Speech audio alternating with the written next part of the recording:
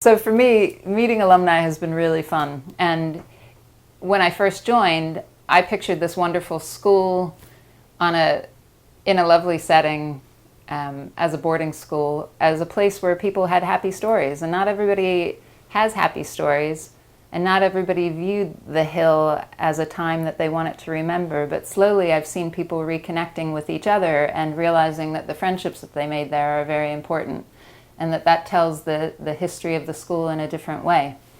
So for me, I've learned through you, the alumni, that this place is special, and that the original intent of our founder to take care of kids and give them a place where they can just pause and learn things and develop who they are has been something really special. Kingham Hill School is founded by the Christian philanthropist Charles Edward Baring Young, a place where boys with a boarding need could be educated and prepared for life. The first two boys that came into Kingham, as recorded in Alf Jarvis's book, were from a family with both parents, but the father had been taken with drink, and basically those boys were provided with a home, and their relatives come back for old boys' days, even though they are not old boys, and some of them live quite nearby in Chipping Norton.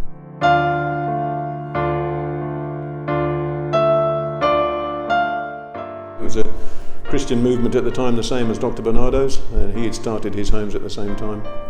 He happened to have a massive amount of wealth at the age of 32, and he put it all into providing homes for boys. My house, Clyde House, which is now called Norwich, was the second house, and they had to build a schoolroom in that because the boys were going to school in Kingham Village, which was clearly not working very well, and the nation's laws were changing on education.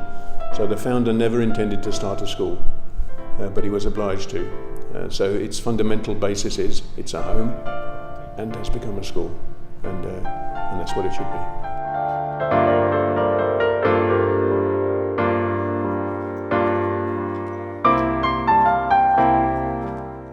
It's very interesting because he was remote, and yet he interviewed every boy pretty well before they joined.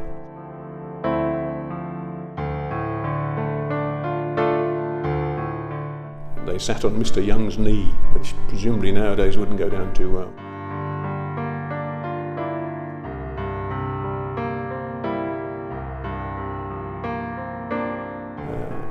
A unique chap, but very different times.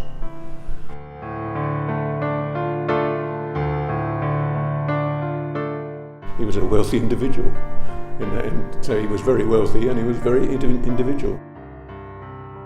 He was an MP, but he didn't really like being an MP, he didn't like being told what to do. Every boy who went to Havelock Farm was given his address in Mayfair, and as a profession they were farmers. So you have on the list from the boat going from Liverpool, you have 10 or 12 boys all described as living in Mayfair and described as farmers, because he was not keen on filling in forms. And I think that's one off all the way down the generations. My father was a clergyman, and he'd partly trained through Oak Hill, and he knew of Kingham Hill. I think he'd played cricket there for the annual cricket match. And once he was diagnosed and destined to die, even though he got an extension, he arranged for me to go to Kingham before he died. And so that's where I was. One chap came back after Christmas holidays, and he showed pictures of his family, which was huge. And we would say to him, "How many brothers and sisters do you have?" And he said, "I have no idea," because his mother and his father had different families, and his sisters had started to reproduce. No, we very seldom knew the background, and nobody ever asked. They tended to know who were the vicar's sons, me, because we were supposed to be a good influence, which was not true. But only now, 50 years after, have I learned 2 or 3 of the chaps I was with why they went there. It wasn't important.